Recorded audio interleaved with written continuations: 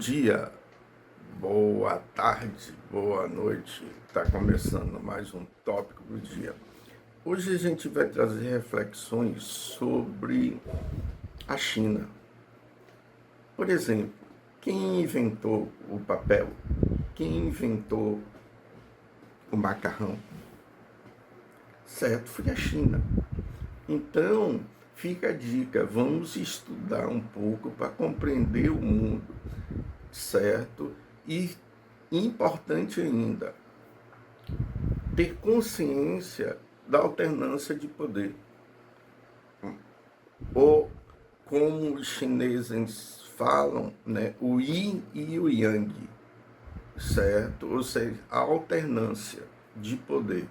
Então, hoje a gente está vendo o declínio do modelo norte-americano, né? O fim do dólar como moeda.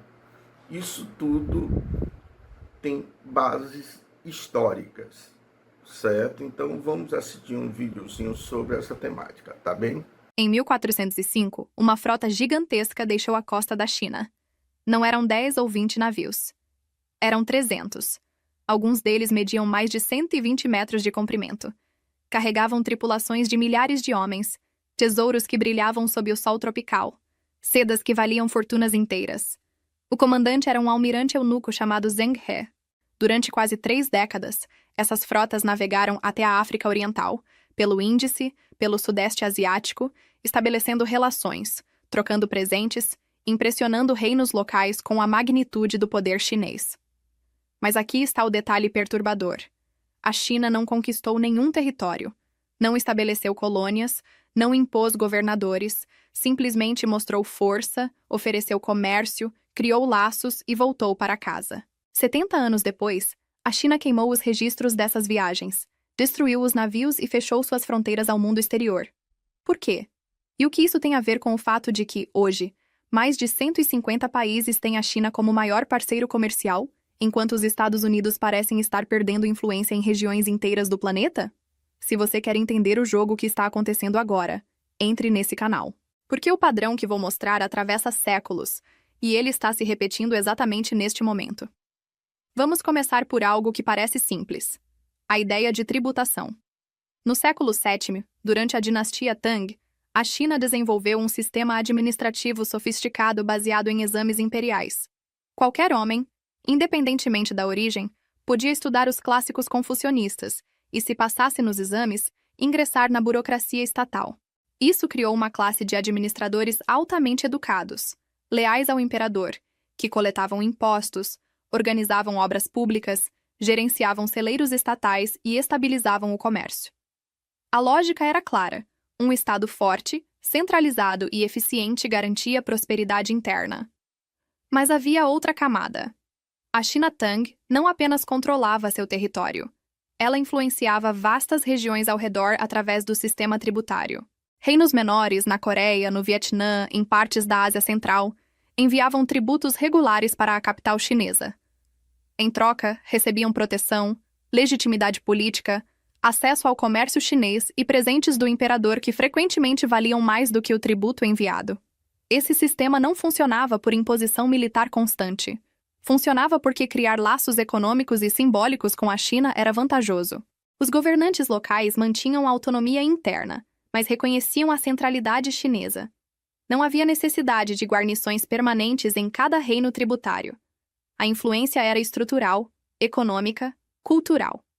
Agora observe o mecanismo em ação. A China não precisava invadir para controlar. Ela criava dependência. Quando um reino se tornava economicamente integrado ao sistema chinês, romper com esse sistema significava perder acesso ao maior mercado da região, aos produtos de luxo, à legitimidade política que vinha do reconhecimento imperial. Era uma jaula invisível. E funcionava século após século. Avancemos para o século XV.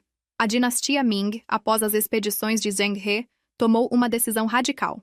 Encerrou as grandes navegações, proibiu a construção de navios oceânicos, restringiu o comércio marítimo privado e voltou-se para dentro. Por que uma potência naval capaz de dominar os oceanos Índico e Pacífico simplesmente desistiu?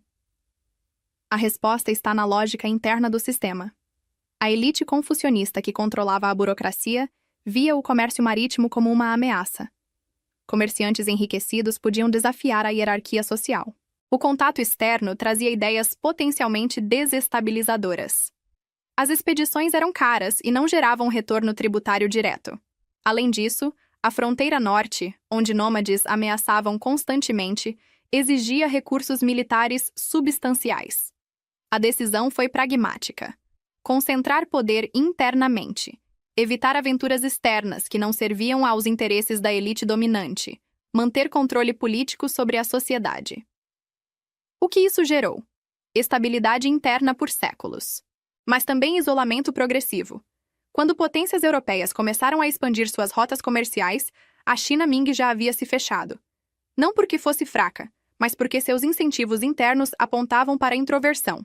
Esse padrão de expansão seguida de retração, de influência seguida de fechamento, não é acidental.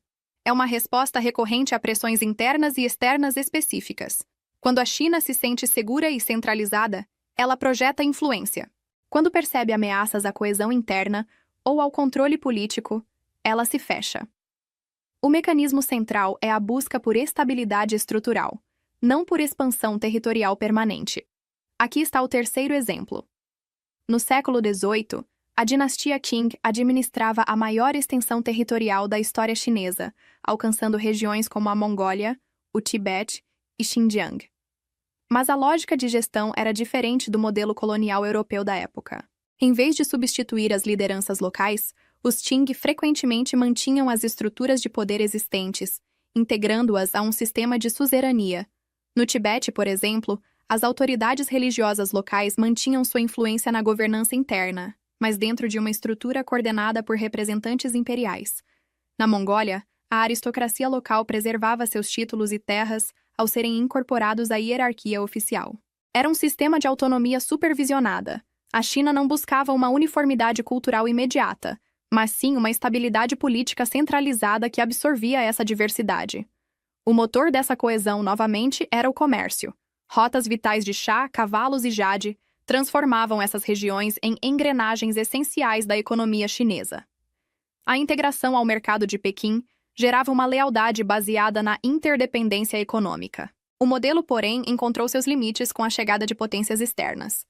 A transição para o século XIX trouxe competidores com métodos de controle territorial direto e novos modelos comerciais, o que pressionou a estrutura Qing e levou a um período de grandes desafios diplomáticos e tratados comerciais desiguais. O que estamos vendo aqui?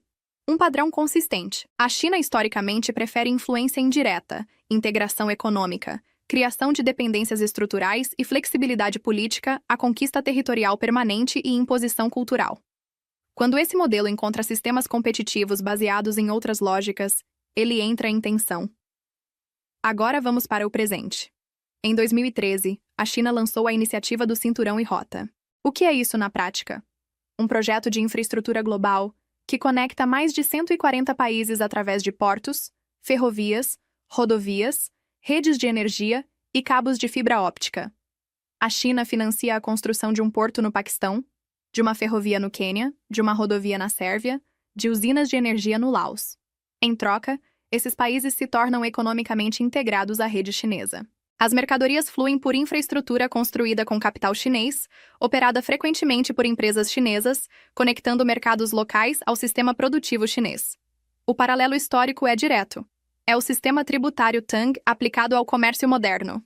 É a lógica das expedições de Zheng He sem os navios de tesouro. Mostrar capacidade, oferecer integração econômica, criar dependência estrutural. Os números são impressionantes. Em 2000, os Estados Unidos eram o maior parceiro comercial de mais de 80 países. Em 2020, a China havia assumido essa posição para mais de 120. A África subsaariana, região historicamente dominada por influência ocidental, agora tem a China como o maior parceiro comercial. O mesmo acontece na América Latina, no Sudeste Asiático, em partes crescentes do Oriente Médio.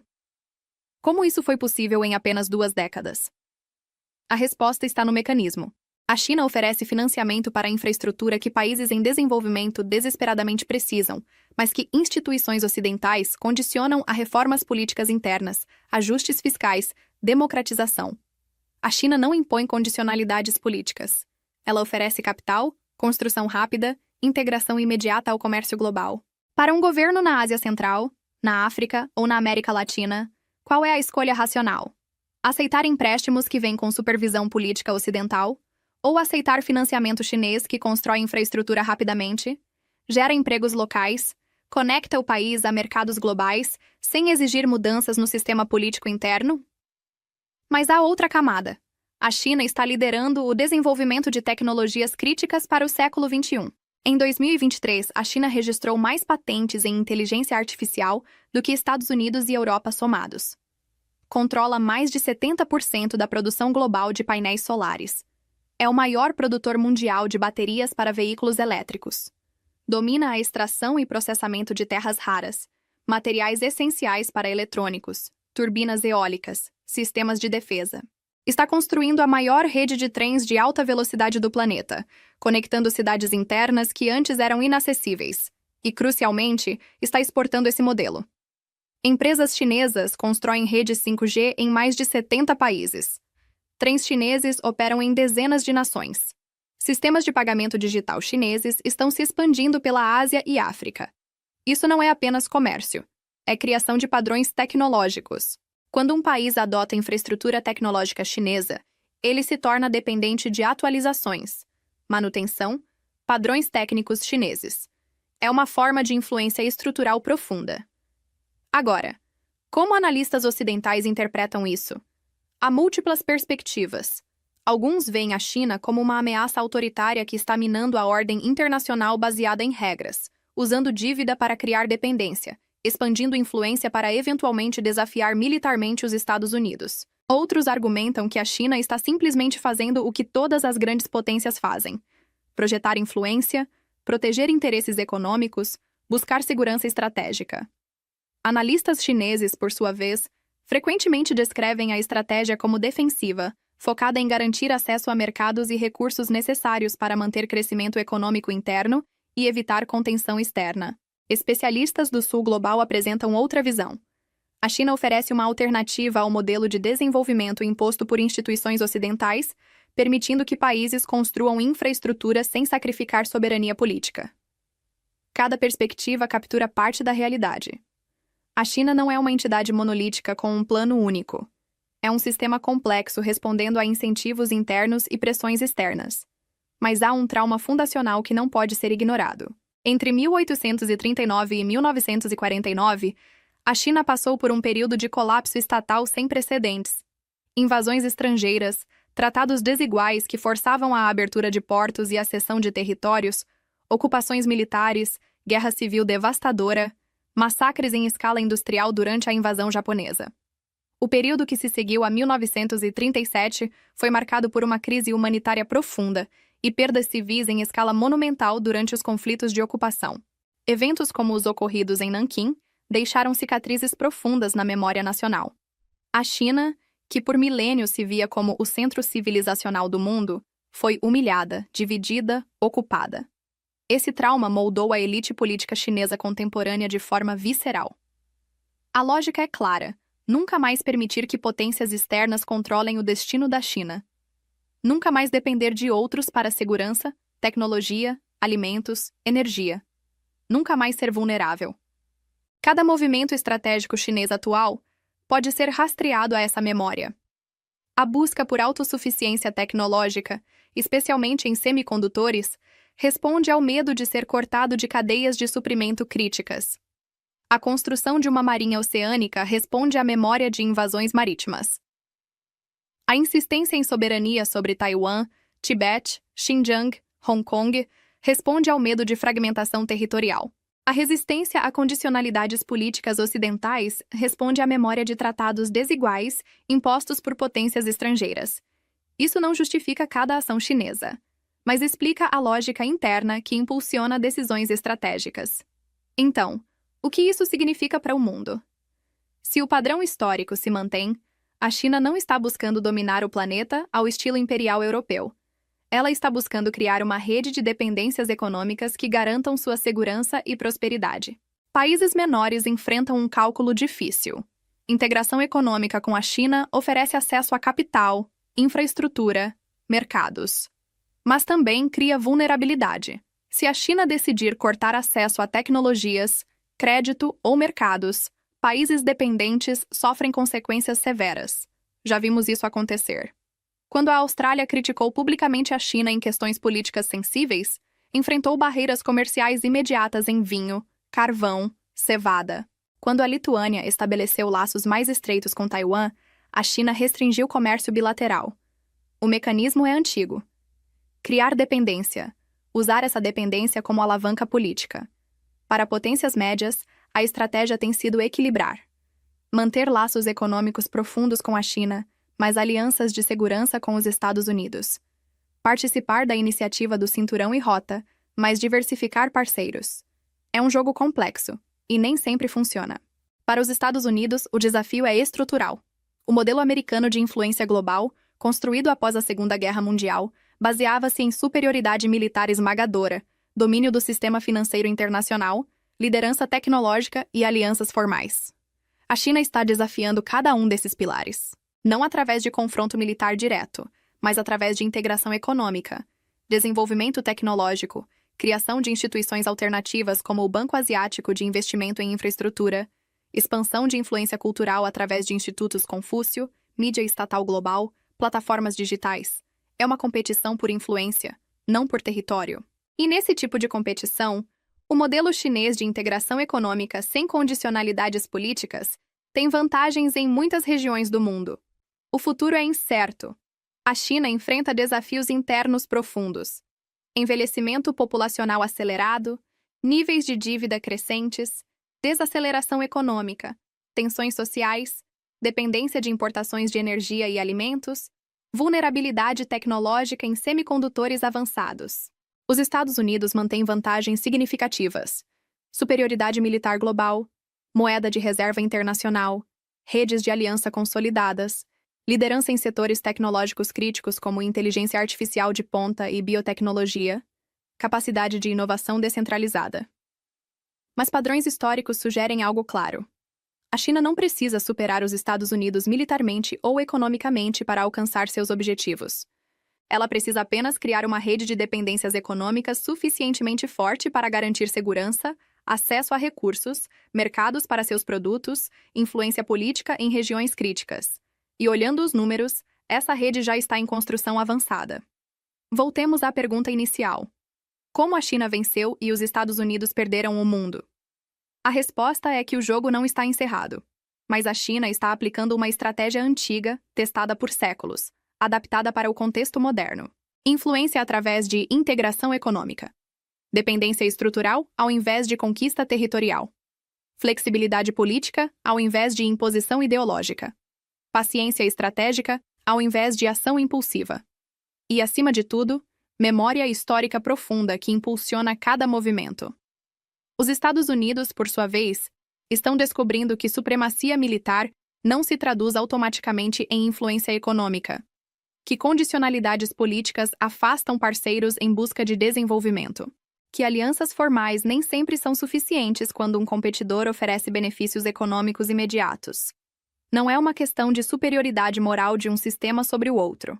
É uma questão de quais estratégias funcionam melhor em quais contextos. E, no contexto do século XXI, caracterizado por países em desenvolvimento buscando infraestrutura, crescimento econômico, autonomia política, o modelo chinês tem demonstrado apelo significativo. O que você acha? A China está realmente seguindo um padrão histórico consistente? Ou isso é uma simplificação? Existem limites claros para essa estratégia que ainda não vimos? E mais importante, como países menores deveriam navegar nesse cenário? Deixe sua opinião nos comentários. Se você chegou até aqui, curta este vídeo, inscreva-se no canal e compartilhe com alguém que precisa entender o que está acontecendo agora. Porque esse padrão não vai parar. E quem não entende história está destinado a ser surpreendido pelo presente.